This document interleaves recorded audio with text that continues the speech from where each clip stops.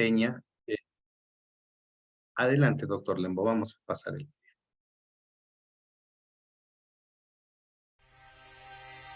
Juan Velázquez es un hombre que resuena en México y Latinoamérica. Abogado que heredó la vocación directamente de su padre, Víctor Velázquez, con quien comenzó su interacción en la abogacía a los 7 años de edad, en los pasillos de Lecumberri. Disciplinado, ferviente, incorruptible, inquebrantable, riguroso y directo. Es uno de los abogados penalistas más reconocidos en México. Sus clientes buscan esa obsesión, esa dedicación. Los resultados hablan por sí mismos. Ninguno de sus defendidos ha sido condenado de prisión preventiva a penitenciaria. Con más de 40 años de trayectoria, no solo destaca por haber defendido a personajes de la vida política como Luis Echeverría, José López Portillo, Carlos Salinas de Gortari, al ex jefe de la policía capitalina, Arturo Durazo Moreno, a Diana Laura Riojas, viuda del ex candidato priista a la presidencia, Luis Donaldo Colosio, a las hijas de José Francisco Ruiz Massieu y al cardenal Norberto Rivera Carrera. Se ha destacado en la docencia, impartiendo cátedra en las facultades de Derecho del Instituto Tecnológico Autónomo de México, Universidad Panamericana, Universidad Nacional Autónoma de México y la Universidad Tecnológica de México. Conferencista y asesor jurídico en las universidades autónomas de Coahuila, del Estado de México, Hidalgo, Guadalajara, Universidad de las Américas, Universidad Pontificia de México, Universidad de Estudios de Posgrado en Derecho, Consejo de la Judicatura Federal, Instituto Federal de Defensoría Pública, con reconocimientos honoríficos en todas ellas. Consejero del Colegio de la Defensa Nacional y del Centro de Estudios Superiores Navales de la Armada de México. Juan Velázquez cuenta con más de 1000 reconocimientos, entre ellos la apreciar mérito jurídico a la excelencia al ejercicio profesional que le otorgó el entonces presidente Vicente Fox Quesada. Uno de sus más recientes reconocimientos fue el Premio Campeche, la más alta distinción que otorga de forma unida a los poderes ejecutivo, legislativo y judicial del estado de Campeche. Juan Velázquez, un abogado en toda la extensión de la palabra, digno de admiración y respeto como profesionista, pero sobre todo como ser humano, un ejemplo de perseverancia, un hombre de ley inquebrantable e incorruptible, y sin duda alguna su nombre es sinónimo de éxito.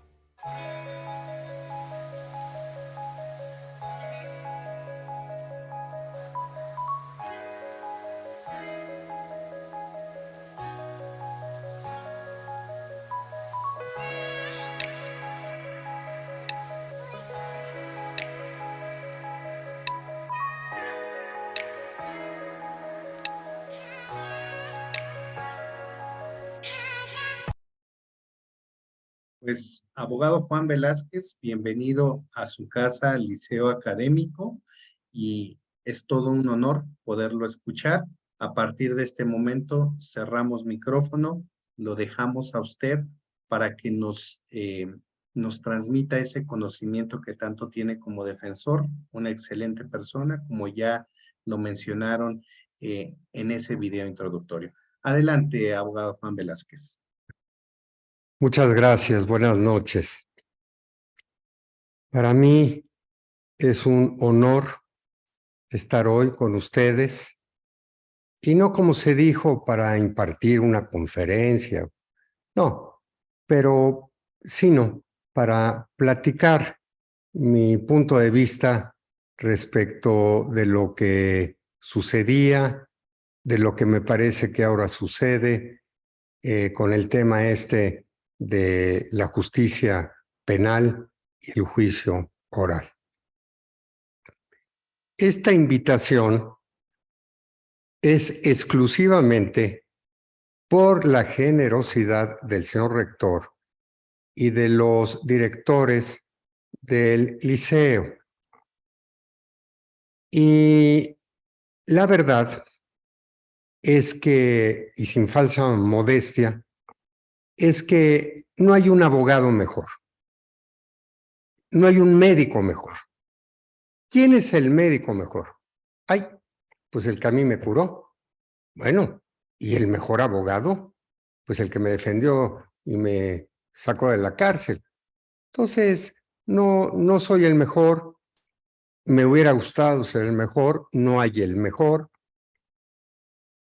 Soy uno de los abogados penalistas que en enero de este año cumplí 53 años defendiendo juicios penales. El orgullo que tengo es el de que sí he sido defensor porque nunca he acusado, nunca he metido a la cárcel a alguno, por más que haya muchos que merezcan ese castigo. Pero y para que ese castigo lo busque el fiscal, lo imponga un juez, pero me parece que no un abogado defensor. He sido toda la vida un abogado defensor.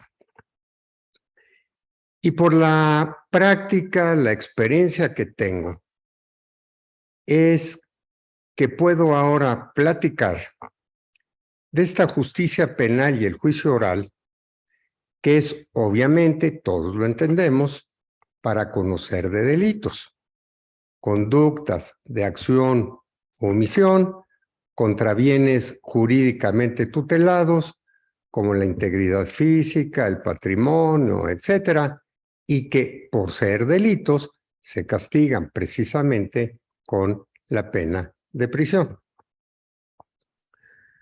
Cuando en alguna época estudié el derecho penal, mis maestros, eminentes maestros, me decían, el derecho penal, las leyes, el derecho, pero el derecho penal es para preservar la convivencia social, en tanto que por ese derecho se previene o se castigan las conductas antisociales graves que justamente atentan en contra de esa convivencia social.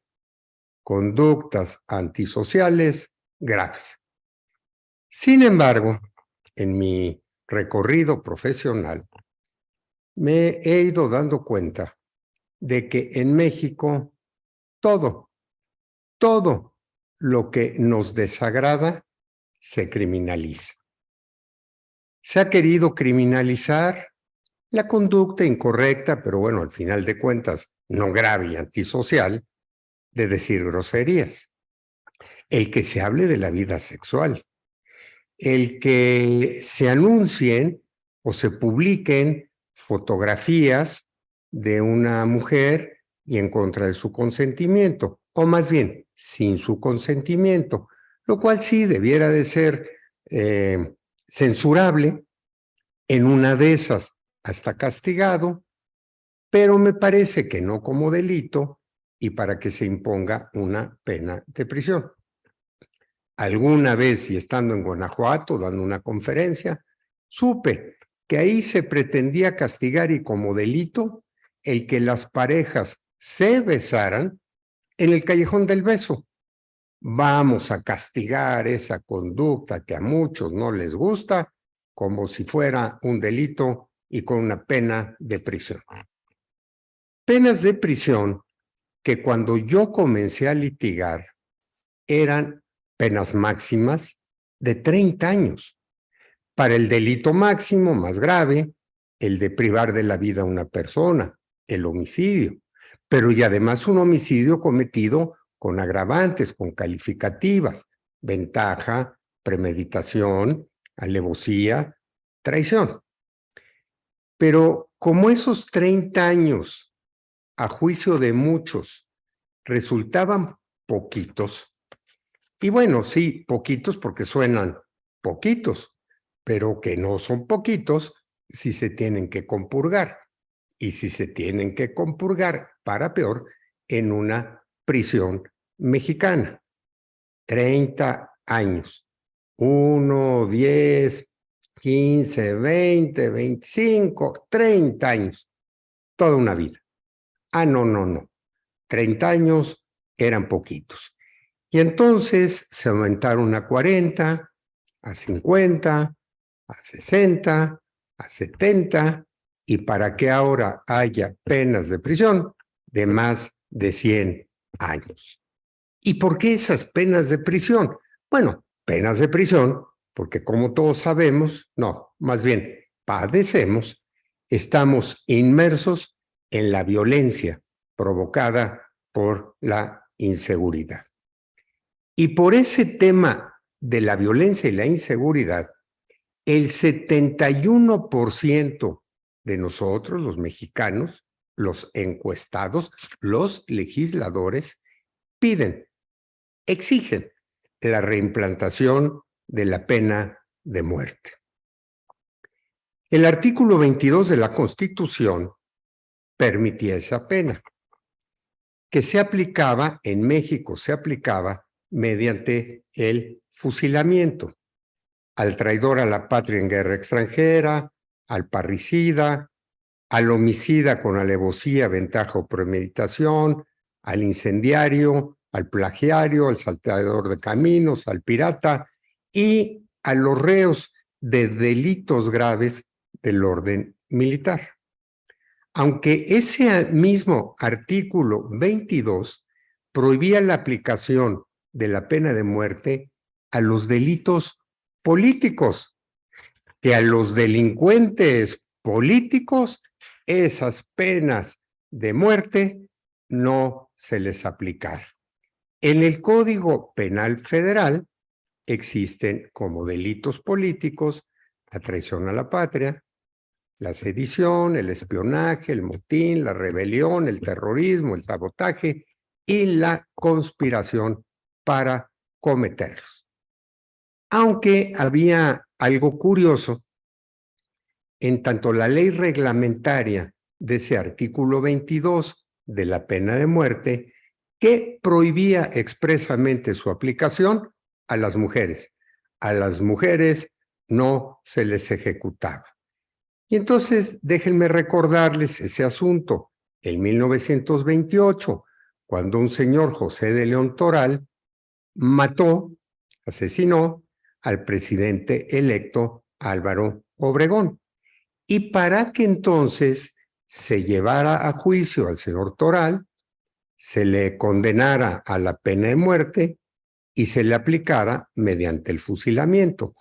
Pero no así a la que se dijo coautora, instigadora de ese crimen, una religiosa, Concepción Acevedo de la Yata, la Madre Conchita, a la que por esa prohibición la pena de muerte no se le aplicó, pero sí la pena máxima de 30 años que compurgó en las Islas Marías.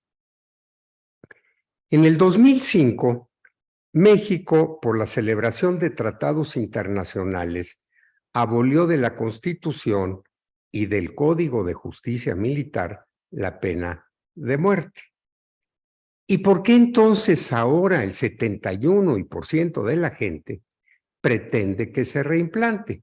Bueno, insisto, por la violencia, por la inseguridad, porque si la volvemos a tener, los delincuentes, los que pretenden delinquir, ya no lo van a hacer, porque viendo que a uno de ellos se le priva de la vida, pues bueno, y por ese ejemplo, ese delincuente se va a inhibir de cometer un delito.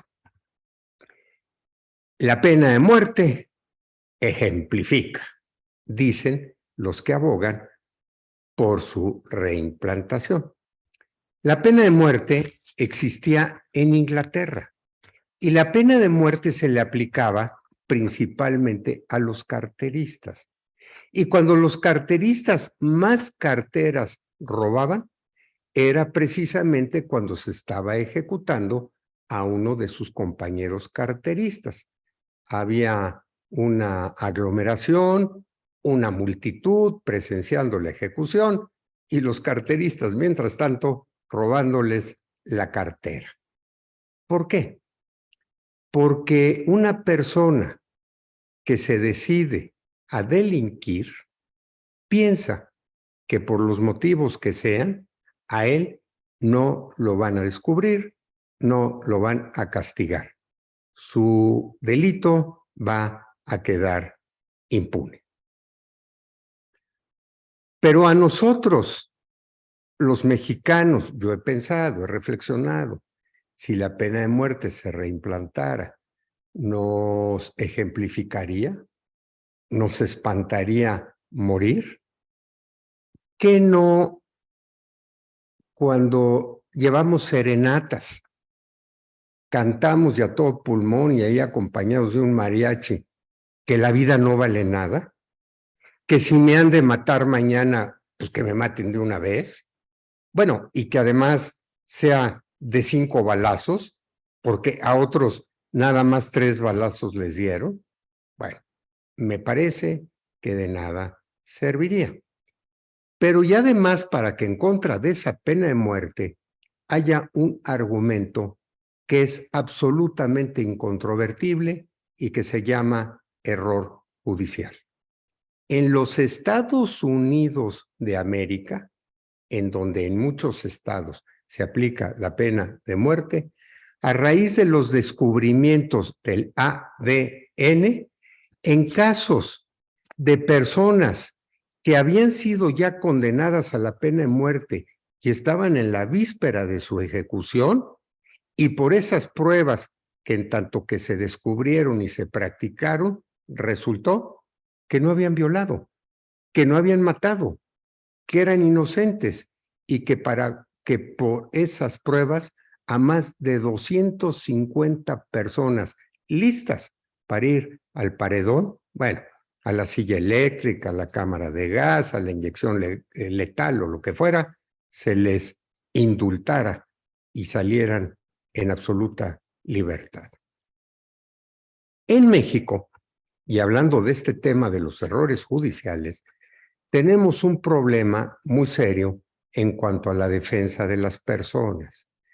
En esos procesos penales, me parece que está más que acreditado que la justicia, o bueno, no, la injusticia penal es para los pobres. ¿Por qué?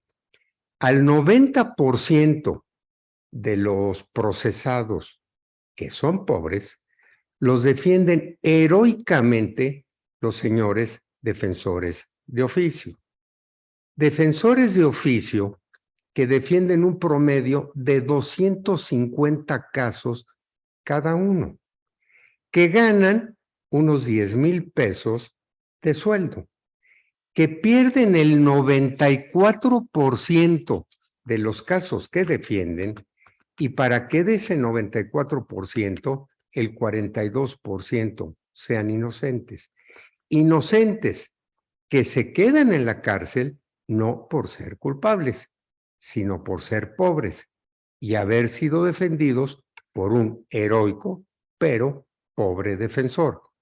Pobre en cuanto a que ese defensor se enfrenta al poder de las fiscalías con absoluta desventaja. Desventaja en todo lo que significa una defensa adecuada.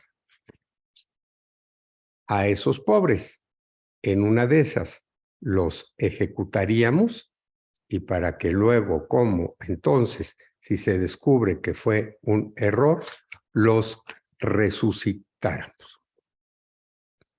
¿La pena de muerte podría reimplantarse? Podría reimplantarse, pero ¿cómo? Denunciando, que así se llama, ese es el término, al renunciar a los tratados internacionales, renunciando, denunciando y reformando la Constitución. Una reforma más a una Constitución de 1917 que ha tenido más de 750 reformas. Una reforma más, a lo mejor la tendríamos y a lo mejor de nada serviría. De nada serviría porque en México la cuestión terrible no es la gravedad de las penas, la pena de 100 años de prisión. Bueno, en una de esas la pena de muerte. No, el tema muy grave es que las penas no se aplican. No se aplican en el 97% de los casos, porque en el 97% de los casos, de los delitos cometidos, hay una absoluta impunidad.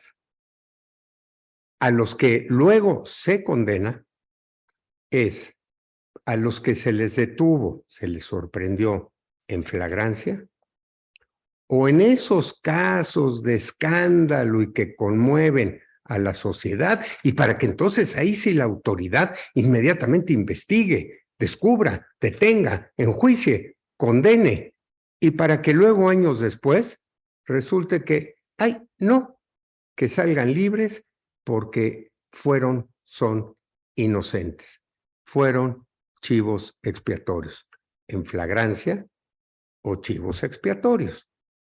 O,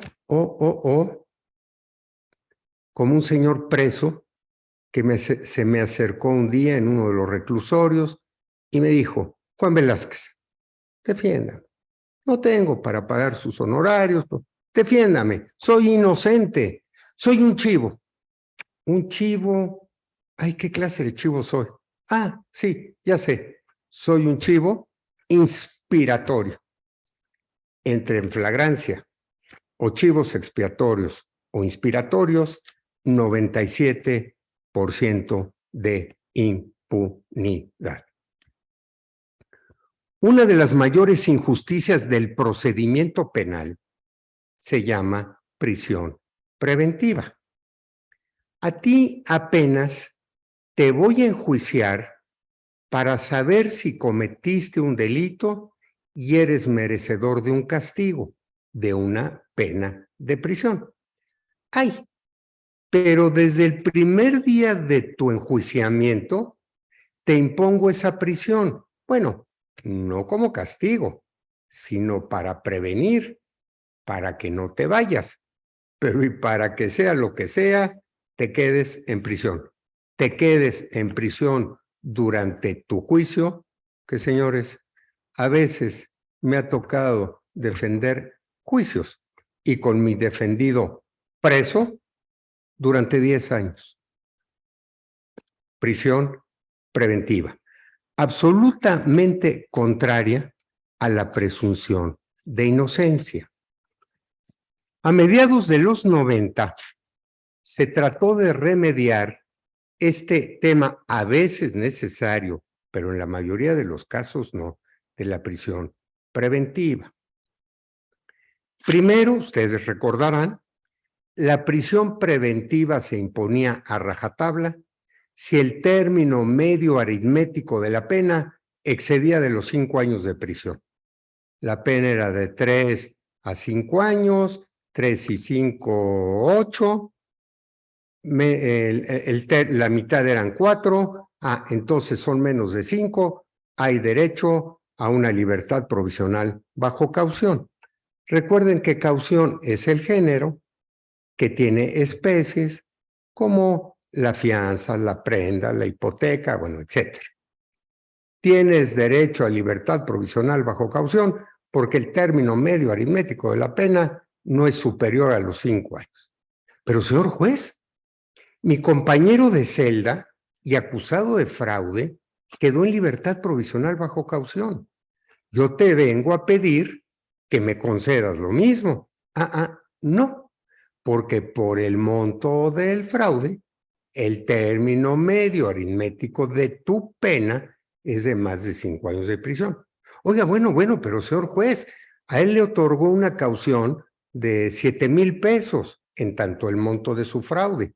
Sí, es cierto, el mío es mucho mayor, pero doy en garantía mi casa, doy en garantía millones, No, porque el término medio aritmético es superior a 5 años de prisión. En los años 90 esta historia se pretendió reformar para que ya no fuera el término medio aritmético, sino para que en el Código Federal de Procedimientos Penales se hiciera un catálogo de delitos graves. Bueno, a ver, se supone que todos los delitos son graves, porque pues, si no, dizque no serían delitos. Bueno, los besos, sí, pero no serían delitos. Delitos graves para el efecto de que no tuvieran libertad provisional bajo caución, delitos no graves para que esos sí. La lista empezó con poquitos delitos, unos 100, y para que al cabo de los años llegaran a ser, creo que 400.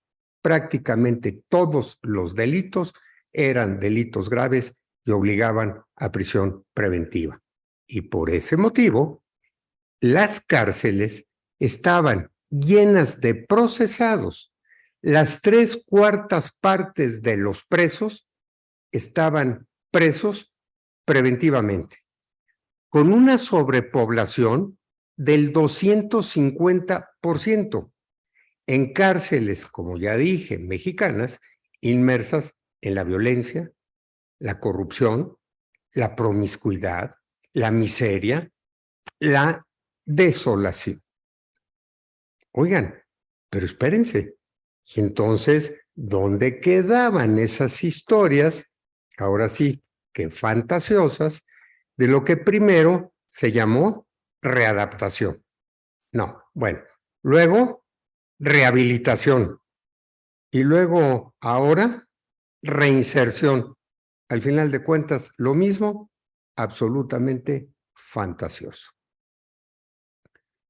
Voy a entrar a mi tema, perdón, y por este prólogo larguísimo, de los juicios orales. Esa era la justicia penal, estos son los juicios orales. Me tocó estudiar en la Facultad de Derecho de la Universidad Nacional Autónoma de México. Una carrera de 5 años, no había semestres, exámenes orales y maestros catedráticos eminentísimos y que muchos de los abogados, de los estudiantes, de los abogados de ahora conocen por sus libros de texto. A mí esos maestros me dieron clases. Apenas, en toda la facultad había unos cientos de maestros. Ahora nuestra facultad tiene 1,500 maestros. Y no obstante, para que el actual director que está contendiendo para ser rector, la hubiese posicionado nuevamente como una de las mejores del mundo y la mejor, la número 1 de habla hispana, en toda Iberoamérica, Latinoamérica, etcétera. La número 1. En esa facultad yo estudié.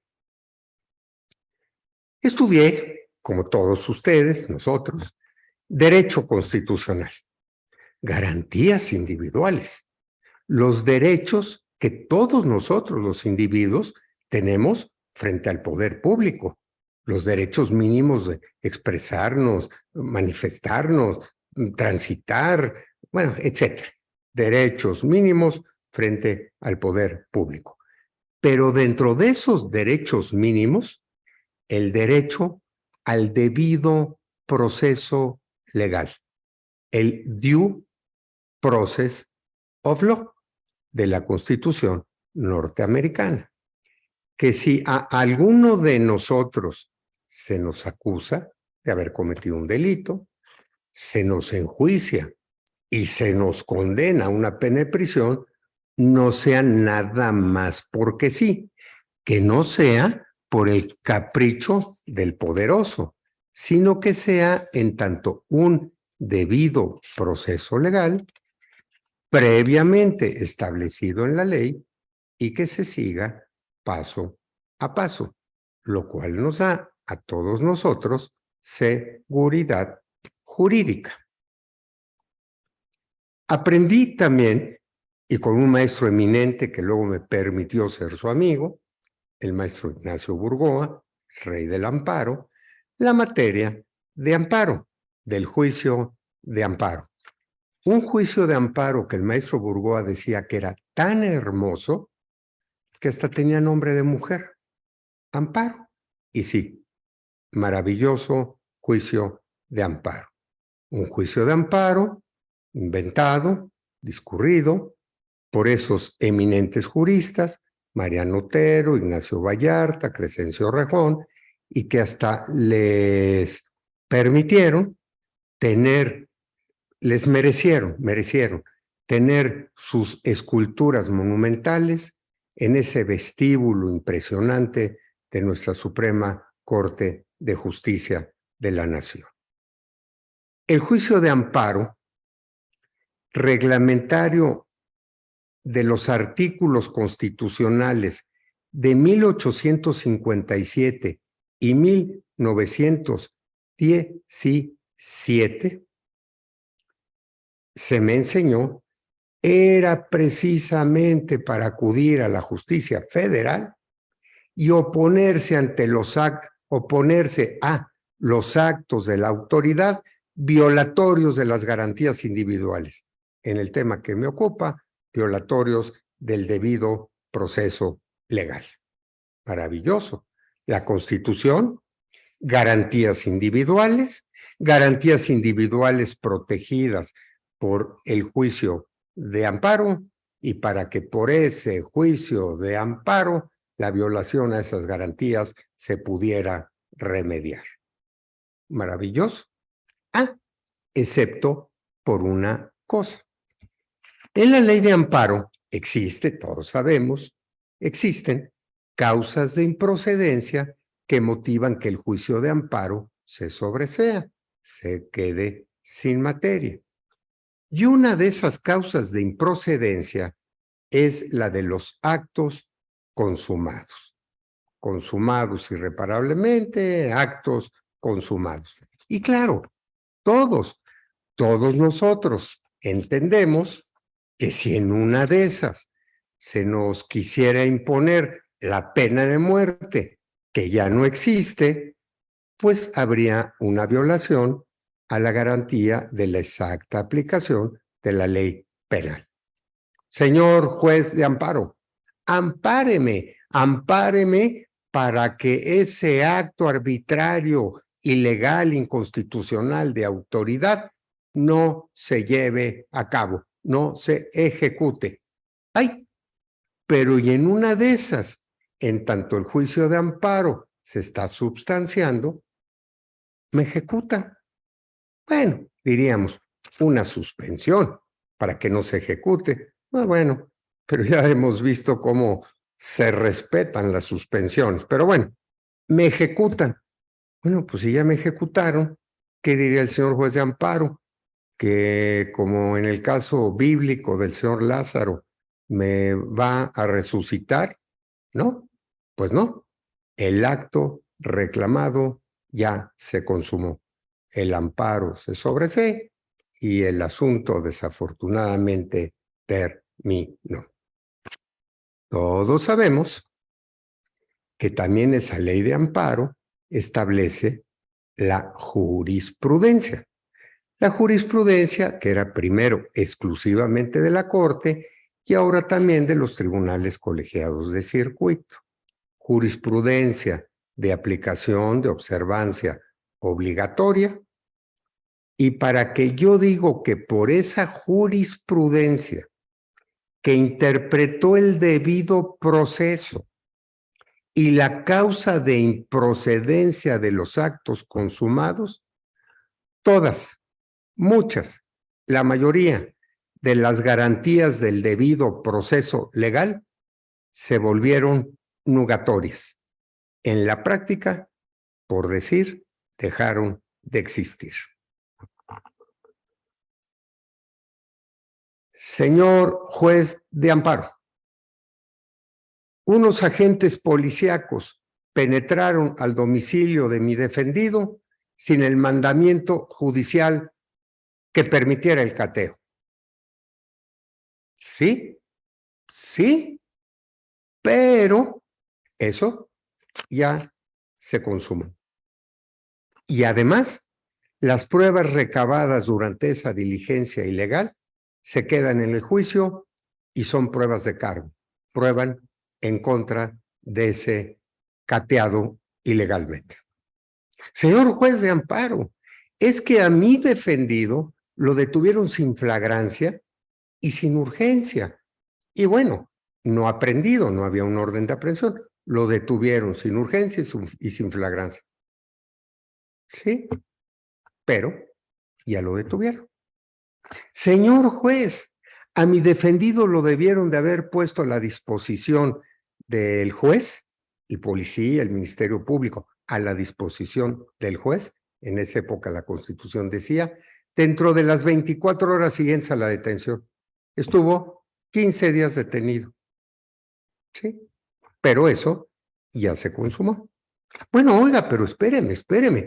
A mi defendido no le respetaron las garantías del artículo 20 de la Constitución respecto de hacerle saber los cargos, respecto de no tenerlo incomunicado, respecto de permitirle pruebas de descargo, de nombrar un defensor. Sí, pero a ver, mucho de eso ya se consumó. Y luego, a ver, abogado, ¿por qué no lee bien el principio del artículo 20 que dice, son garantías del procesado? Y usted está reclamando eso que le sucedió al acusado, al indiciado, no al procesado. Y total, para que una o por otras, todas esas garantías del debido proceso legal simple y sencillamente fueran letra muerta. Toda esta historia, ¿para qué? Para una sola cosa: obtener una confesión. Una confesión. ¿Por qué? Porque, a ver, se aplicaba el principio de inmediatez. La confesión fue rendida ante la Policía Judicial. Policía Judicial auxiliar en la investigación del Ministerio Público y por lo tanto autoridad competente para recibir confesiones. Esa primera confesión rendida ante la Policía Judicial es perfectamente válida. Luego, ahora ante mí, juez, y al rendir tu primera declaración preparatoria, te estás retractando. Estás diciendo que no, pero ante mí ya no hay una inmediatez. La inmediatez fue ante la policía. Bueno, pero el señor juez, ante usted, ahora le digo que esa confesión rendida ante la policía o el Ministerio Público no la ratifico. Bueno, pero ¿y entonces? Tienes que dar un motivo para no ratificarla. ¿Por qué no la ratificas? Ah, pues mire, porque me obligaron, me torturaron, violaron mi garantía individual de que a nadie se le puede obligar a declarar en su contra. Ay, ¿te torturaron? Sí, señor juez, me torturaron para arrancarme esa confesión. O me coaccionaron, violencia física, violencia moral, me coaccionaron. Bueno, entonces nada más queda una última cosa. Pruébalo. Porque si no lo pruebas, por la inmediatez, por la autoridad competente y por etcétera, la confesión, y todavía en la mitad del siglo XX, era la regina probatorum, la reina de las pruebas. Con la confesión, la condena del confesante estaba asegurada. Oiga, Liceo Velázquez, decían los señores jueces, ¿qué no ve cómo estoy de trabajo, como siempre han estado, hasta aquí? Y usted me viene a quitar el tiempo queriendo defender a su defendido, que está confeso. Con la confesión, insisto, la condena estaba asegurada. ¿Qué es lo que esto provocó? Que en México no hubiera la necesidad de una policía científica. Que hubiera una policía violadora del debido proceso y además torturadora. Una policía judicial cuya práctica de investigación era precisamente esa. ¿Voy a violar todas las garantías del debido proceso legal? Claro, cometiendo una responsabilidad, quizá un delito, pero voy a violar todas las garantías del debido proceso legal, voy a obtener una confesión y con la confesión, y ahora ya por tercera vez lo digo, la condena de este sujeto está asegurada. Nosotros, señores, no sé por qué motivos, bueno, sí, por el motivo de una influencia, pues yo diría que avasalladora, irresistible, siempre hemos copiado, copiado se oye muy feo, nos hemos inspirado en los Estados Unidos de América. Recuerden ustedes que un día y de distintas partes del mundo, Italia, Holanda, Francia, Inglaterra, salieron personas que llegaron al norte de América y que fundaron 13 colonias, que salieron de sus países por motivos fundamentalistas, religiosos, cuáqueros, calvinistas, luteranos, anglicanos, metodistas, evangelistas. Ahora llegamos de aquí y cada uno de nosotros con nuestra religión, con nuestras comidas, con nuestras costumbres, fundamos esta colonia, New Hampshire, bueno, en fin, esta, New Orleans, 13 colonias. Pero ¿y para qué un día dijeran, oigan, ¿y si nos unimos? ¿Si nos convertimos en estados? ¿Si nos convertimos en una federación, en una unión de estados y bajo una constitución federal y bajo poderes federales, legislativo, ejecutivo, judicial y estatales? Bueno, todos nosotros unidos, pero todos nosotros conservando nuestra soberanía, la soberanía de cada uno de nuestros estados. Nosotros no fuimos ni siquiera una, como se dice, colonia. Fuimos un virreinato. Y un virreinato con virreyes y provincias. Provincias que tenían sus virreyes. Ay, pero ¿y para qué un día, como dije, y por la influencia de allá, nos quisiéramos convertir en los de allá? Pero, ¿y con qué colonias? ¿No? ¿Y con qué estados? No, bueno, y con provincias. Y para que todavía en el sexenio de don Luis Echeverría se crearan los estados de Baja California Sur y de Quintana Roo. Bueno, los 32 estados y lo que era el Distrito Federal. Nos convertimos en los Estados Unidos mexicanos, con nuestra Constitución Federal. Bueno, y con las locales, pero pues que, bueno, una federal, con un poder legislativo, un Congreso, una Cámara de Diputados, otra de senadores, con un poder ejecutivo que como allá duraba 4 años y que se podía reelegir y reelegir y reelegir, y con un poder judicial al cual nosotros le pusimos Suprema Corte de Justicia. ¿Por qué? Porque tradujimos del inglés Supreme Court. ¿Qué es eso? Suprema Corte. En vez de haberle puesto, como en toda América Latina y en tanto el castellano, Corte Suprema, sujeto y calificativo. Nosotros nos volvimos una ficción por un centralismo que todavía hasta la fecha existe. Eso de que estados libres y soberanos, pues como que de a tiro no. Pero y bueno, ahora aterrizo lo que acabo de decir. En esa Constitución norteamericana y en tanto el debido proceso legal que nosotros, no copiamos, nos inspiramos, la policía violó el debido proceso. Por ejemplo, el caso más conocido, el de un señor Miranda, latino, mexicano, latino, hispano, al que la policía detuvo y no le leyó sus derechos.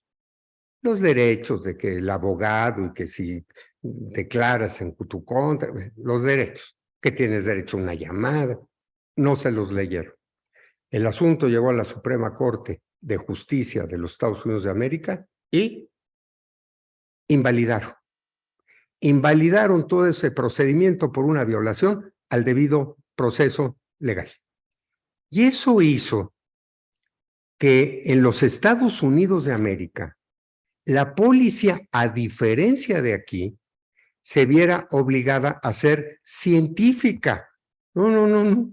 No te voy a detener, no me voy a meter a tu casa, no.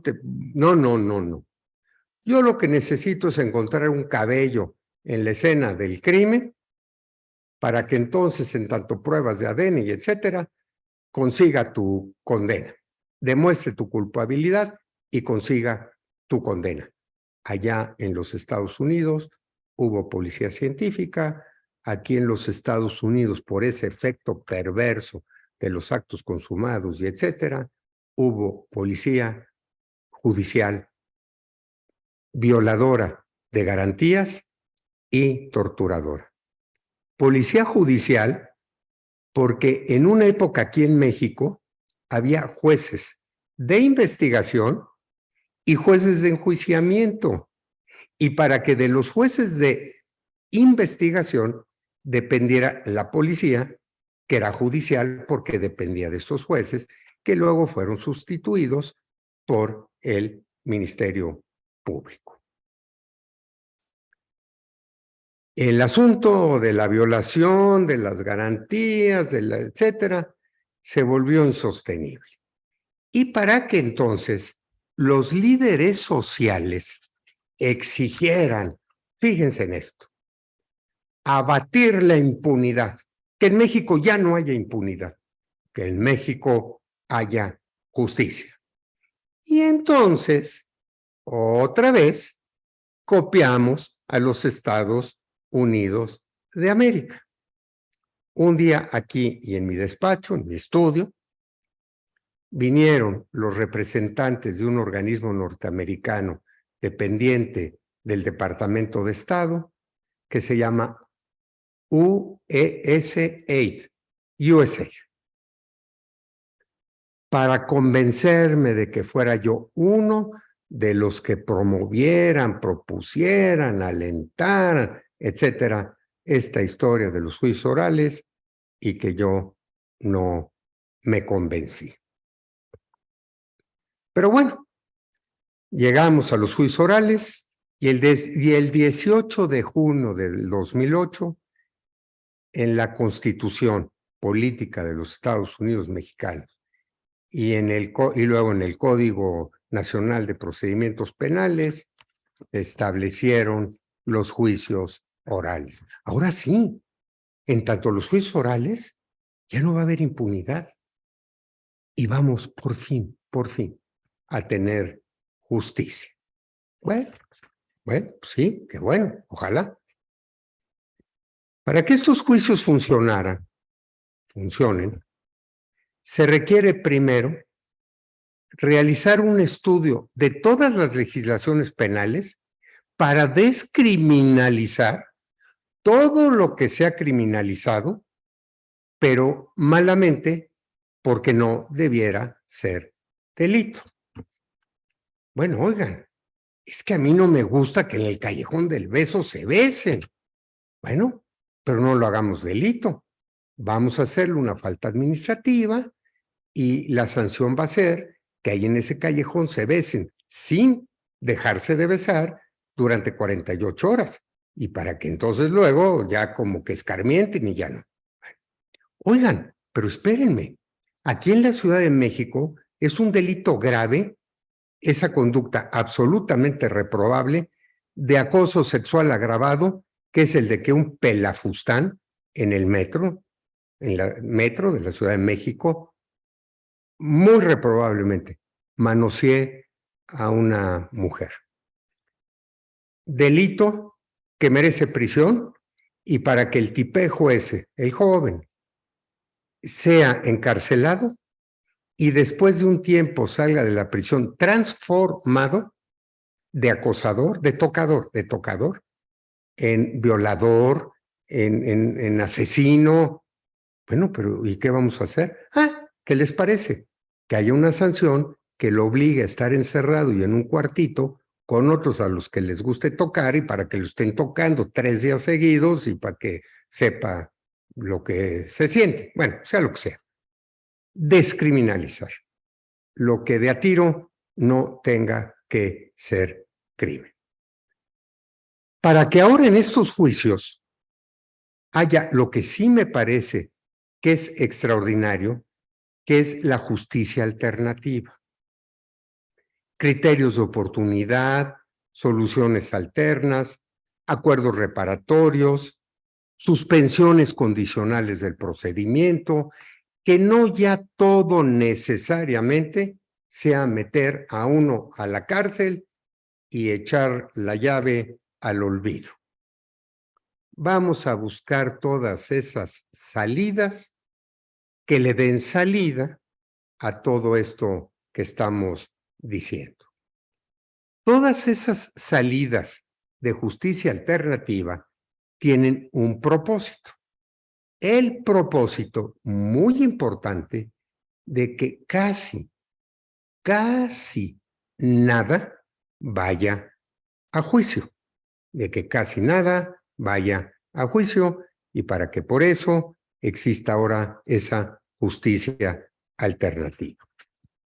En estos juicios orales se proclaman y como una gran cosa estos principios. El principio de inocencia, de oralidad y de publicidad. Aunque a mí me parece que estos principios también existían en el sistema anterior de enjuiciamiento. El principio de inocencia, aunque no citado expresamente, pero sí reconocido por la jurisprudencia, que decía, por ejemplo, el principio de inocencia existe en la disposición del indubio pro reo. En caso de duda, se debe absolver. Tiene que haber prueba plena de la responsabilidad del sentenciado. Indubio pro reo, presunción de inocencia. Luego, el que haya publicidad, había publicidad. Y me parece que más publicidad que la de ahora, porque el público podía entrar a un juzgado de esos que había y para que en una de esas aglomerados o en fin, hubiera 100 personas de público. Ahora, las salas de juicio oral tienen 12 sillitas y si las sillitas se llenaron, la sala del juicio se cerró. Nadie más. Publicidad, oralidad. Antes, no como ahora, pero también había oralidad, porque el juez, el Ministerio Público, los testigos, el defensor, el procesado, pues todos hablaban, había una oralidad. No. Ahora hay mucha más y que, bueno. Me parece maravilloso de esta historia, de los juicios orales, el que en el artículo 19 de la Constitución se hayan establecido las reglas de la prisión preventiva oficiosa, que empezó con 5 delitos y que ahora creo que ya va en 17, porque cada quien quiere que su delito sea de prisión preventiva oficiosa. La Suprema Corte de Justicia de la Nación pretendió que eso de prisión preventiva oficiosa se interpretara en el sentido de que el señor juez de oficio analizara la procedencia de la prisión preventiva sin que el fiscal se lo pidiera, pero que analizara caso por caso para ver en qué casos procedía, en qué casos no. Hubo una reacción furibunda gubernamental para que eso no prosperara. Y eso no prosperó. Ah, pero ahora, y por una resolución, una sentencia de la Corte Interamericana de Derechos Humanos, los señores jueces se están viendo obligados a eso, a analizar caso por caso para decidir en cuáles procede la prisión preventiva, analizar oficiosamente caso por caso para ver en cuáles procede la prisión preventiva, en cuáles otros no. Prisión preventiva oficiosa, prisión preventiva justificada. Te justifico que le decretes prisión preventiva porque es un peligro, porque va a salir a continuar delinquiendo, porque hay el riesgo de que se fugue, ay, pero porque sí, porque no, por lo que sea, ahora a todo el mundo se le decreta prisión preventiva, entre que oficiosa o entre que justificada. Pero con la ventaja de que por fin se puede analizar caso por caso. Me parece, ya no voy a durar mucho, les ruego un poquitito de paciencia. Me parece que lo más importante de estos juicios, lo más importante, lo trascendental, es el principio de contradicción. Porque antes los señores agentes del Ministerio Público y con su fe pública se hacían de todas las pruebas de cargo y para que cuando consignaban ante un juez esa averiguación previa, ya todo estuviera listo para condenar. No, ahora no.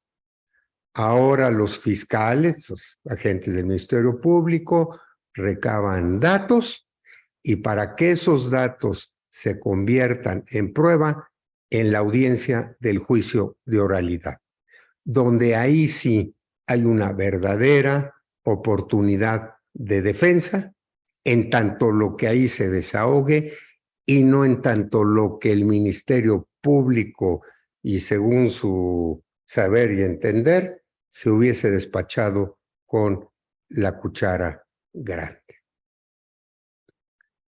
Con estos nuevos juicios hay un absoluto respeto al debido proceso legal. Se metieron a mi domicilio, para afuera. Me tuvieron más de 48 horas, para afuera. Me detuvieron sin urgencia y flagrancia, para afuera, etcétera, etcétera. Debido proceso legal. Nada más que hay un pequeño problema. Uno, pero capital. El primer eslabón de esta historia, la primera pieza del rompecabezas, se llama policía. Sin esa pieza, el rompecabezas nada más no se puede armar. Es el primer respondiente. Y en México tenemos una de las 10 policías más ineficientes del mundo y la más ineficiente, la última, en América Latina. La segunda, más corrupta mundialmente. 650 municipios sin policía y 900 con menos de 20, que apenas saben leer y escribir y que no tienen ni equipo, ni preparación, ni nada. 0.96 policías por cada 1,000 habitantes, en vez de 2.08 que debiera ser. El 75% del sistema policial infiltrado por la delincuencia. El 86% sin acreditación. ¿Cómo? ¿Cómo? Nosotros, yo. Luego veo apasionadamente, o veía, creo que ya ni existen, esos programas de CSI, de investigaciones, policía, en fin, que llegan los policías y dicen, aquí el móvil del homicidio no fue el robo. Ay, ¿y cómo? Porque mire, el cadáver tiene su reloj de oro, su cartera con $1,000, su anillo con un brillante. Aquí en México, cuando la censura había un programa de comediantes, uno entrevistaba a otro, el otro decía una imprudencia y cortaban el programa. Señor comandante de la policía, explíquenos, ¿cómo investigan un homicidio en una casa cuando tenemos un protocolo rigurosísimo? Llegamos a la casa y desde que entramos y hasta que salimos, todos mis agentes tienen que aplaudir, no pueden parar. Pero si es un muerto, oh, no es para festejar, es para tener las manos ocupadas y que no se roben las cosas de la casa. Aquí en el periódico Universal se entrevistó a un señor policía que en un centro comercial encontró una bolsa con 40,000 pesos y se los devolvió a la dueña. Señor policía, primera plana, policía devuelve dinero. Y el policía con una cara de pesar porque sus amigos, sus compañeros ya no le hablaban. Oiga, ¿cómo? ¿Por qué? Porque puse el mal ejemplo. Por poner el mal ejemplo. Entonces, ¿cómo se va a saber que si el móvil del robo fue o no el homicidio, bueno, etcétera? ¿Cómo? Los sucesivos jefes policíacos han dicho, les falta moral, capacitación, disciplina. Los cuerpos policíacos son jurásicos, la delincuencia del 2000, muchos reprueban los exámenes, otros compran la plaza o son recomendados, y el 75% carece del perfil para combatir a la delincuencia. ¿Cómo? Y para que entonces, desde el poder público, se condene al Poder Judicial. Al Poder Judicial porque libera a los delincuentes, hay, pero porque no hay pruebas. No, pero entonces para que sin pruebas y porque se dice que son delincuentes, les impongan las penas de 100 años de prisión. Cuando la historia de los juicios orales, México vivía en la bonanza económica por los precios del petróleo, bueno, y etcétera. Ahora, en la pobreza franciscana. Y entonces me pregunto, ¿qué puede suceder? Y con esta historia de los juicios orales, sin policías ni dinero, ¿tendrán viabilidad? Bueno, no, pero a ver, señores, ¿qué nos cuesta soñar?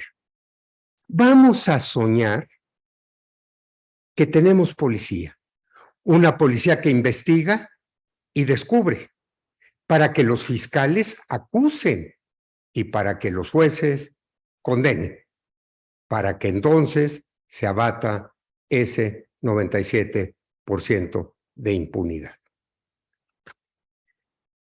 Viene la segunda. El artículo 19 ordena que vayan a juicio de oralidad los delitos contra el orden público. Delitos contra el orden público como homicidios, desapariciones, secuestros, violaciones, delitos contra la salud, robos con violencia, delitos que pues no se van a poder conciliar y delitos que tienen que ir a un juicio de oralidad. Nada más que el problema es que en México se cometieron el año pasado 2 millones de delitos. Bueno, sí, pero no los 2 millones fueron de delitos contra el orden público. Digamos que fueron nada más unos cientos de miles. Bueno, unas decenas de miles, que ahora los policías sí van a investigar y van a descubrir. Los fiscales, como dije, van a acusar, los jueces van a enjuiciar en un juicio de oralidad. ¿Bajo qué principios? Concentración, continuidad, inmediación. Un juzgado dedicado a un juicio. En tanto, la concentración, la continuidad y la inmediación. Aquí en México, el señor presidente Miguel Alemán inauguró el viaducto de la Piedad, en el río de la Piedad. Lo entubaron, el viaducto que ahora se llama, creo, Miguel Alemán. Era de 2 carriles. Ya nada más, no había manera de circular. Ay, no, vamos a pintar una rayita y para volverlo de 3, que de todos modos no circulamos. ¿Qué sucedería si de pronto a la autoridad de aquí se le ocurriera que un vehículo de aquí, del principio y hasta el final, y para que ya que llegó al final, otro, y ya, y luego otro? ¿Cuántos vehículos circularían en un día? Aquí en México, hasta los años 70, hubo las que se llamaron cortes penales. 3 jueces para dictar una sentencia de un procesado. Un día alguien discurrió, como lo del viaducto, que se volvieran unitarios y para que de la noche a la mañana el Poder Judicial se triplicara. Ah, no, ahora no. Ahora va a ser un juzgado para un juicio. En los Estados Unidos, que desde 1879 tienen estos juicios, con doctrina, jurisprudencia, operadores, dinero, nada más el 5% llega a juicio. Porque si llegara el 6% a juicio, el sistema entero se colapsaría. Aquí en México, ¿por qué no se ha colapsado? O no, espérenme, yo creo que ya está colapsado, porque a mí me señalaron la fecha para una audiencia de juicio de oralidad en septiembre del año que entra. ¿Cómo?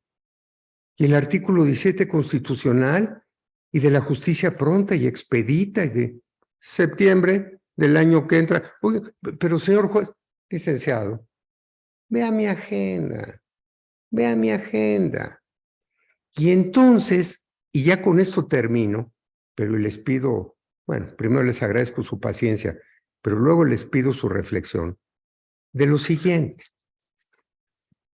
Los que inventaron esto previeron que eso no sucediera, que más del 5% de los delitos contra el orden público y que tienen que ir a un juicio de oralidad, pues vayan al juicio de oralidad y colapsen todo.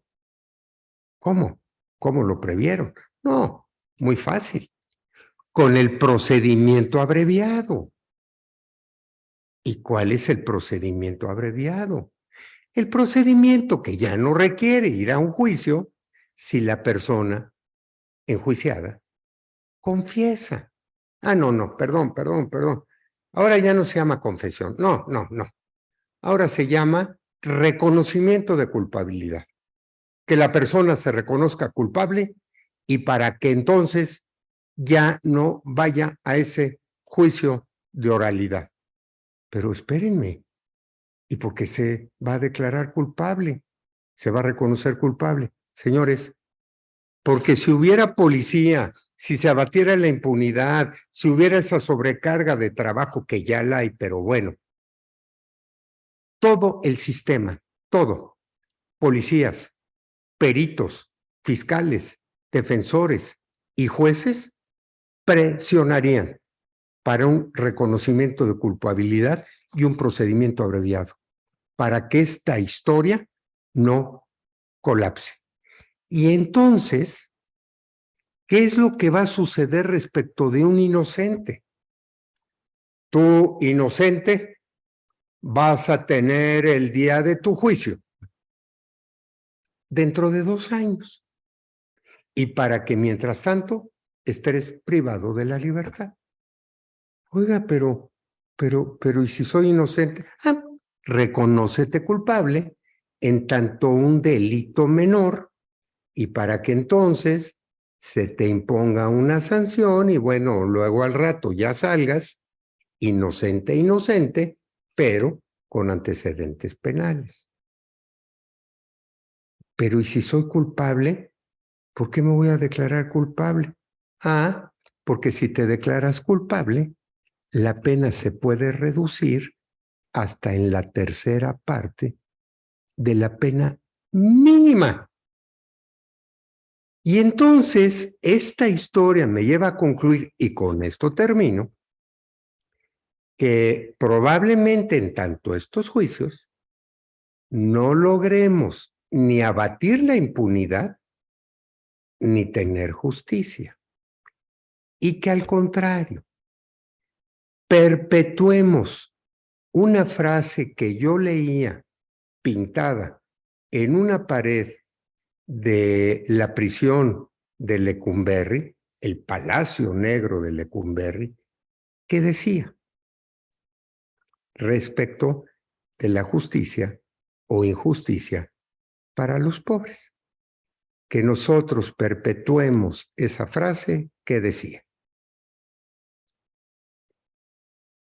en este lugar maldito donde reina la tristeza, no se castiga el delito, se castiga la pobreza.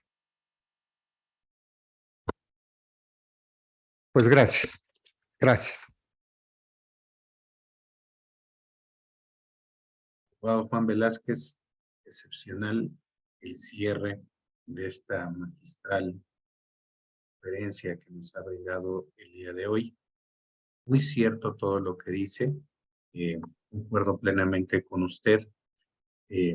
Justamente estos juicios orales, lejos de acercar la justicia a los justiciables, pues la compromete más. Los principios rectores del proceso penal están comprometidos, entiendo en un diagnóstico que usted nos está dando respecto al proceso penal acusatorio mexicano. Nos habla de las bondades también que tenemos como los mecanismos alternativos de solución de controversias. Nos ha hablado usted claramente del procedimiento abreviado y que qué pena que ese procedimiento abreviado, como usted lo dijo, de manera de, lo refirió claramente, esa confesión, no, no es confesión, ¿verdad? Es reconocimiento de inocencia. Pareciera esto una burla también que asalta a la razón de tantos mexicanos. Y qué hermosas palabras, lo digo al final, con estas que cierra usted su conferencia. Pareciera que en México la justicia solo se imparte para aquellos que tienen los recursos económicos, para la gente que es pobre, y tengo que decir pobre en un sentido material, es muy difícil esa justicia pronta y expedita, que lo menciona el artículo 17 constitucional, llegue así. Es doloroso ver la situación en la que se encuentra nuestro país, como usted bien lo dijo también, y concuerdo plenamente, la publicidad, uno de los principios rectores en el proceso penal acusatorio, está comprometida, porque ahora justamente en las salas de oralidad, ¿qué es lo que sucede? Las puertas de la sala de oralidad están totalmente cerradas al público. Como usted bien lo refirió, nos habló un poco del sistema tradicional, inquisitivo, mixto, ¿no? Que tenía la bondad de poder uno también acceder a los juzgados, poder escuchar las declaraciones preparatorias. Hoy está muy comprometido el proceso penal acusatorio mexicano, me parece, desde esta óptica, lo digo respetuosamente, y bueno, nuestro Poder Judicial está teniendo una serie de problemas muy grandes en la actualidad. Yo agradezco enormemente esta conferencia y bueno, vamos a ceder, si usted tiene a bien, ¿le parece que abramos preguntas, algunas preguntas, inquietudes? ¿Sí? Claro, ¿verdad? Sí. Bueno, les voy a pedir nada más vamos a ser breves en preguntas precisas y concisas en un ejercicio práctico y analítico con el abogado Juan Velázquez. Por favor, les pido, nos evitemos hacer halagos hacia su persona, que bien merecidos los tiene, pero seamos directos en la pregunta. Por favor, voy a pasar, tengo nada más 4 manos arriba, que es Juan Jardón, Óscar Pavón, Soto y Gonzalo Bustillos. Voy a ceder el uso de la voz a cada uno de ustedes porque han sido los únicos que levantaron la mano. Adelante, ya el doctor Gabriel Hernández, disculpen, di que voy a dar 4 intervenciones y que sean breves, por favor. Adelante, mi estimado Juan Jardín. Muchas gracias, maestro. Don Juan Velázquez, muy buenas noches. Buenas noches. Felicidades por su ponencia. Mire, yo ya tuve el gusto de haberle dado seguimiento por algunos años y yo recuerdo que desde aquella reforma del 2008, usted es uno de los abogados penalistas en este país que ha afirmado que el sistema inquisitorio, el sistema tradicional, hacía alusión a un vehículo viejo, una carcachita, pero funcionaba. Y que ahora con este nuevo modelo, con este nuevo sistema, que es un vehículo muy novedoso, tiene dificultades para desplazarse. Mi pregunta muy concreta es la siguiente. De los más de 2,400 municipios por los que se integra la República Mexicana, en su opinión como profesionista en derecho, en la materia penal, ¿qué sugiere como hombre de poder u hombre con poder para que ese primer eslabón, que se llama policía, cumpla verdaderamente el objetivo planteado en esta reforma constitucional? Sabemos que los municipios tienen independencia, tienen autonomía constitucional, los estados, sin duda, pero algo se debe de hacer. Usted es una persona muy informada. No sé si aquí verdaderamente se requiere de un golpe en el escritorio, una decisión política muy de fondo para que ese eslabón funcione. ¿Usted qué opina, señor? A ver, don Juan, mire. Tuve en la Facultad de Derecho un maestro extraordinario de Derecho Laboral que se llamó Alberto Trueba Urbina y que fue constituyente. Y él nos presumía, y con razón, la creación del municipio libre. Pero y para que al cabo del tiempo yo me convenciera de que era una copia más de los condados que existen en los Estados Unidos de América. Pero bueno. El tema aquí es el de tener policía.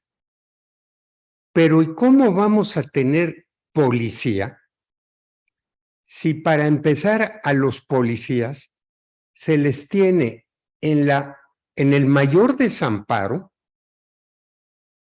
en número, en sueldos, en prestaciones, en equipos, en preparación, en todo, y para que entonces la mayoría esté inmersa en la corrupción? No hay un solo caso de alto impacto delictivo que no involucre a las policías municipales y a veces también a las estatales. ¿Qué se requiere? Que en vez de estar inventando cada sexenio el hilo negro, descubriendo el hilo negro, bueno, como se dice, pudiéramos tener una política de continuidad, pero para que esa política tuviera resultados, se le asignaran los dineros necesarios, suficientes, para que eso se pudiera concretar. Yo viví la Policía Judicial, viví la Agencia Federal de Investigaciones, viví la Policía de Investigación, viví la Policía Federal, ahora vivo la Guardia Nacional y el próximo sexenio no sé qué más. Una de las policías más ineficientes y corruptas en el mundo era el FBI norteamericano. Hasta que un día pusieron al frente a un señor Hoover, Edgar J. Hoover, que estuvo 40 años, y para que volviera a esa policía y con dinero, una de las mejores del mundo. El tema es tener policía. Y para eso, tener decisión política y tener dinero. A la seguridad pública es a lo menos que se invierte. Y digo inversión porque México, por la inseguridad pública, padece un costo de 300,000 millones de pesos al año de pérdidas. ¿Cuánto de eso se podría evitar si le invirtiéramos dinero a las policías? Eso, voluntad política y dinero. Eso, me parece. Muchas gracias, abogado Juan Velázquez. Voy a hacer el uso de la voz al abogado Oscar Pavón. Adelante, abogado Oscar Pavón, proceda a hacer su pregunta, por favor.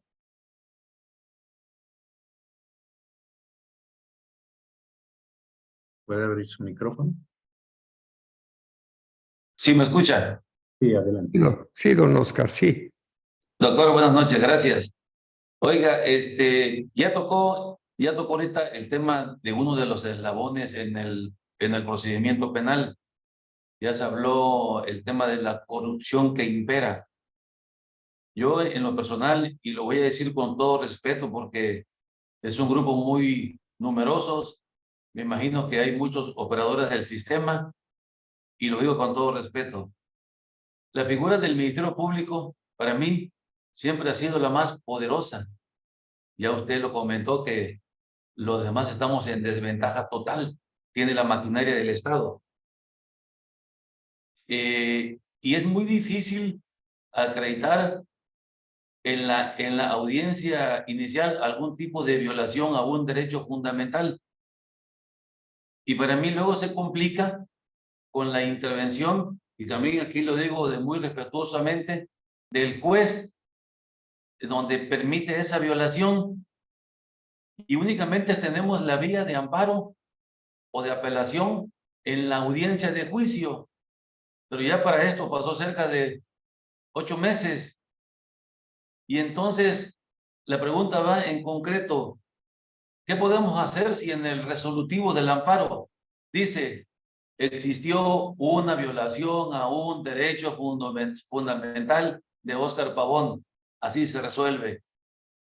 ¿Usted conoce algún caso donde ese servidor público ha sido investigado, como dice el tercero constitucional, de sus actos, ha sido motivo de una sanción a algún juez de control porque se resolvió que hubo una violación a un derecho fundamental? ¿O qué se puede hacer al menos para tratar de ser una defensa agresiva y aferrada para tratar de que se castigue a ese servidor público, doctor?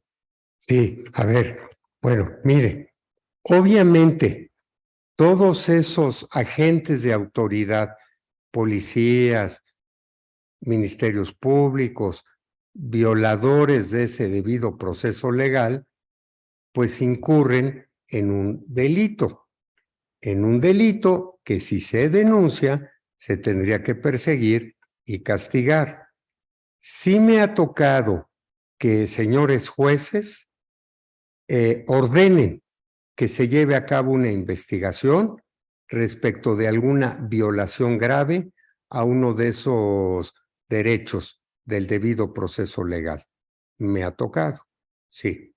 Ahora, lo que pretendí mostrar es que hay una enorme diferencia, por lo menos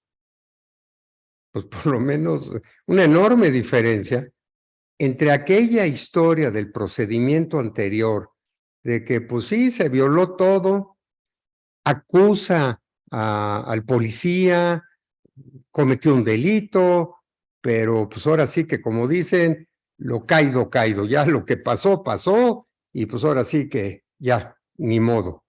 Con lo que ahora pasa, que nos permite alegar una de esas violaciones y para que acreditándola, pues se invalide esa actuación ilegal. Yo pienso, el señor abogado anterior comentó Yo cuando comenzó esta historia de estos juicios, dije, tenemos una carcacha en la Procuración y la Administración de Justicia, pero una carcacha que lleva desde la Constitución de 17, que ya todos conocemos, que ya sabemos cómo manejar. Hay jurisprudencia, hay doctrina, hay experiencia, bueno, etcétera. Y a la que a lo mejor debíamos de haberle dado toda una renovada para quitar lo que de a tiro enviciaba al procedimiento y para que sí tuviéramos algo absolutamente funcional.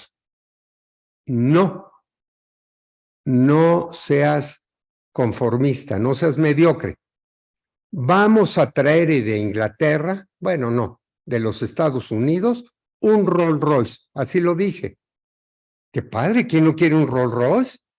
Pues sí, pero para que ande en los caminos de baches y de terracería y con la dirección del lado derecho y todas las vialidades del lado izquierdo. ¿Qué nos está pasando con este nuevo procedimiento?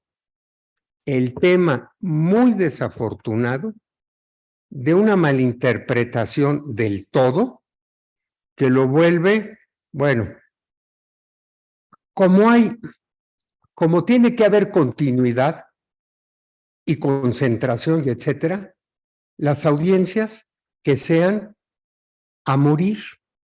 ¿Cómo? Sí, empezamos a las 11 de la mañana y a morir hasta 2 días después.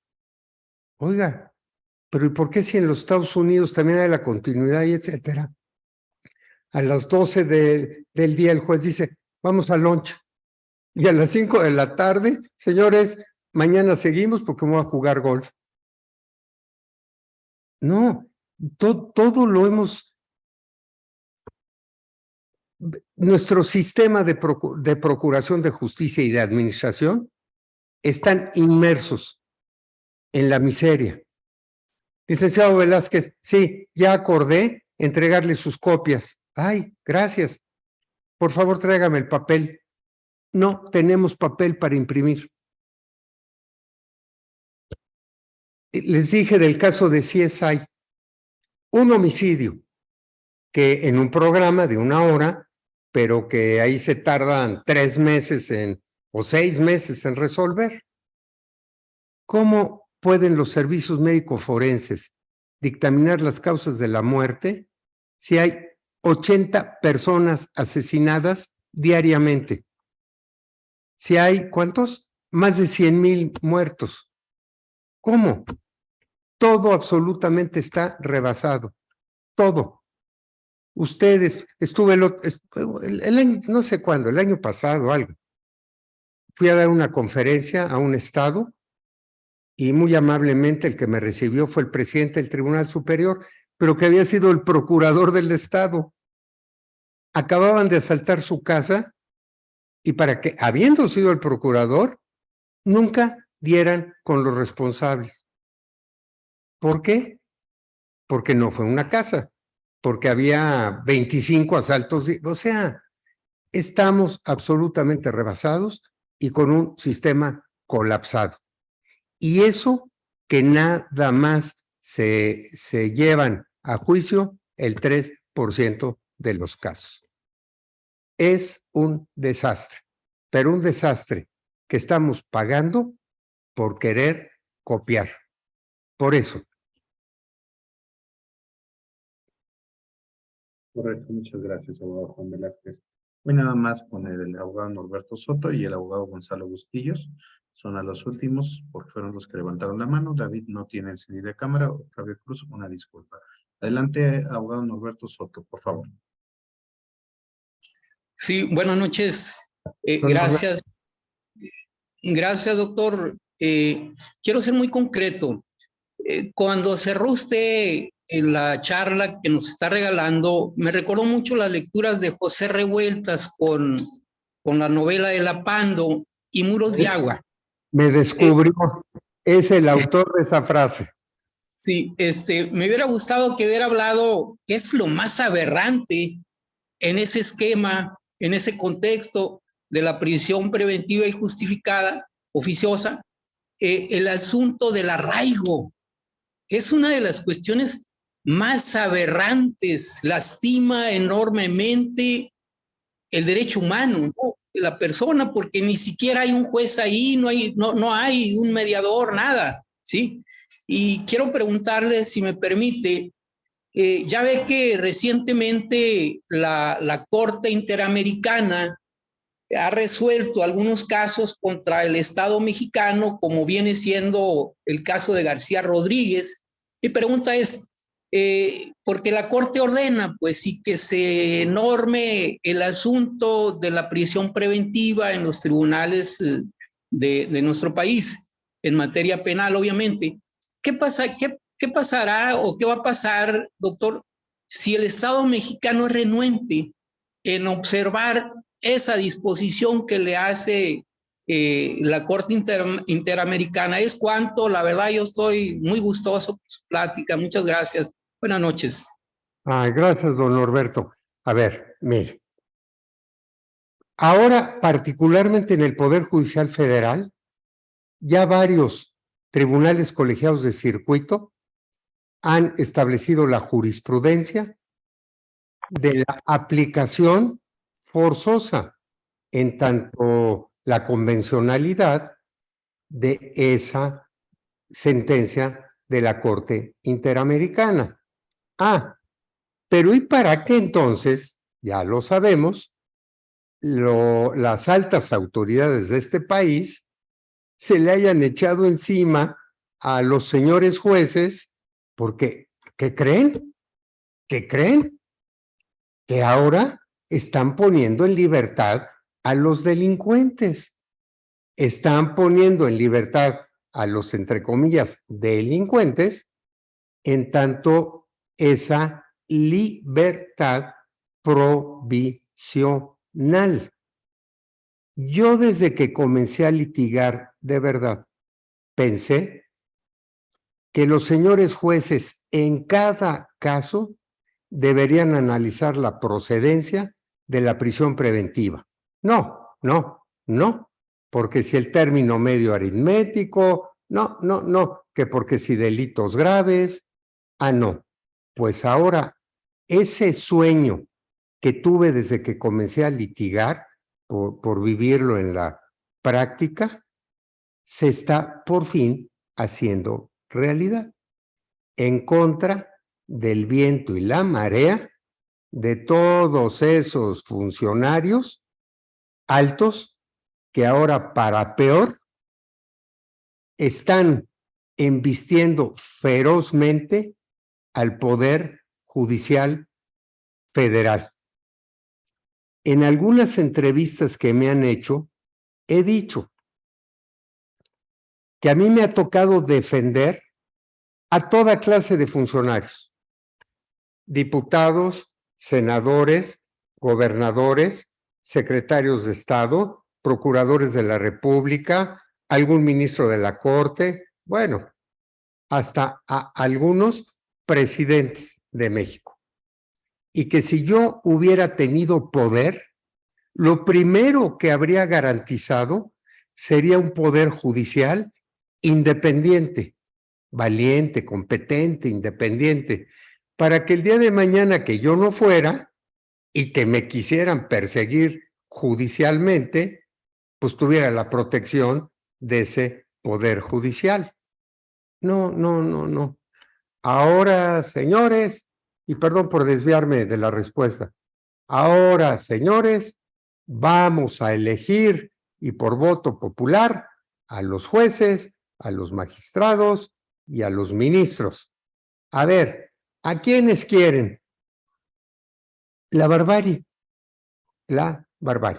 Bueno, el Poder Judicial Federal se está comportando como lo que es el Poder Judicial de la Federación, y está aplicando la resolución, la sentencia de la Corte Interamericana de Derechos Humanos respecto de la prisión preventiva. Y para que se deje de aplicar la oficiosa a rajatabla, sino que aún siendo oficiosa, yo de oficio la analice, pero en tanto el caso en concreto. Eso es. Muchas gracias, abogado Juan Velázquez, por su respuesta tan puntual a lo que están preguntando. Voy a ceder el uso de la voz al abogado Gonzalo Bustillos, quien es docente también aquí con nosotros en el Liceo Académico. Adelante, maestro Gonzalo. Buenas noches, doctor. Una pregunta. Me gustaría saber su opinión respecto de la posibilidad de hacer uso del contenido del artículo 103 del Código Nacional de Procedimientos Penales, que versa sobre la forma en que se cubrirán los gastos de producción de la prueba pericial a fin de evitar injusticias por falta de posibilidad económica del imputado para pagar peritales. Es que justamente ese es el sentido, bueno, por eso esa disposición y precisamente en el sentido de que la justicia penal se aplique gratuitamente, sobre todo a quienes no tienen manera de pagar un dictamen pericial, bueno, de pagarle a un perito sus honorarios. Pero bueno, si al final de cuentas, como dije, no tienen ni papel para imprimir una copia certificada, entonces todo desafortunadamente queda en buenos deseos, que no se pueden llevar a la práctica por su inoperancia, en tanto como lo que dije, ¿cómo dije? Una pobreza franciscana. Bueno, señores, pues muchísimas gracias Claro. por la invitación y su gran paciencia. No, Muchas gracias. Al contrario, abogado Juan Velázquez, es un honor que nos acompañe, que sea amigo del Liceo Académico y que pues en lo futuro nos pueda acompañar. Será un gusto volverlo a escuchar.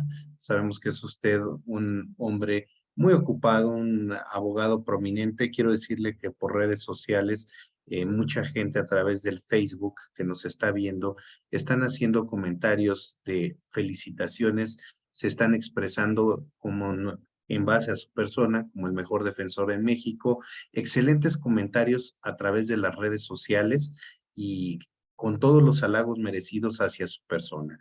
Pues para ir cerrando ya esta conferencia, voy a pasar ya nada más, si me permite, voy a dar el uso de la voz a mi compañera, la abogada Jovita Márquez, le dirigirá unas palabras, lo mismo que una vez que termine ella, pasará el doctor Francisco Antonio Lembo a dirigirle unas palabras. Adelante, mi estimada Jovita, por favor.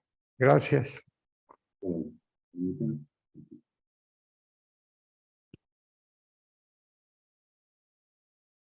Jovita, no se escucha, por favor. Tienes cerrado su micrófono. ¿Ya se escucha, maestro? ¿Sí? Sí. Sí, ok. Muchas gracias, doctor Camacho, por cederme el uso de la voz. Muy buenas noches. El título de abogado no se sostiene con un clavo en la pared. Se sostiene con trabajo constante, ética irreductible y pasión por la justicia.